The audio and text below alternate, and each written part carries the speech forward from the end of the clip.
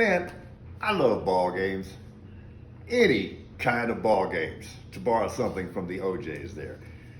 And I've always played ball games since I was a little kid. I played every ball game. At least any ball game that would allow me to use my hands, if you catch my drift. You know, opposable thumb and all that kind of good stuff. But there was one ball game I just never got. Okay, on the schoolyard, every playground, they'd have a tether ball set. And I'd look at this thing and I just didn't know what to do with it. For the record, I never knew what the objective was. I never knew how the game was played. I didn't know how to score. I didn't know how to keep score. I didn't know what you were supposed to do with it. So I wasn't like a big tetherball fan. And then one year for Christmas, a family member actually gave me a home tetherball set. And I just looked at my aunt with this look that went, "What do you want me to do with this? Eat it? I don't know how to play tetherball." But you know what? Now I find myself getting nostalgic about tetherball, because tetherball is way preferable to what is becoming the ball game national pastime in America, and that is untethered ball.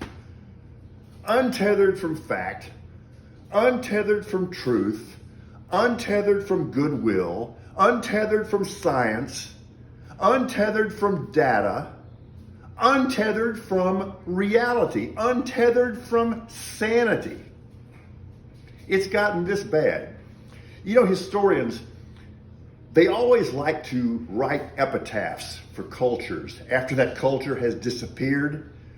I strongly suspect our epitaph is going to be, at some point, they just made shit up. And that was the end of them. One more thing. My favorite word in the English language is choose, because choose determines the human condition. And choose is a very powerful word. And choose can be inspiring. Like, for example, John Kennedy saying, "We choose to go to the moon, not because it's easy, but because it's hard." Well, get this straight.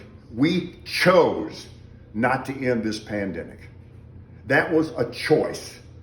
And that was a choice that was made by blustering little wussy snowflake cowards who want to tell everybody how tough and free and independent they are, and they couldn't even spell tough.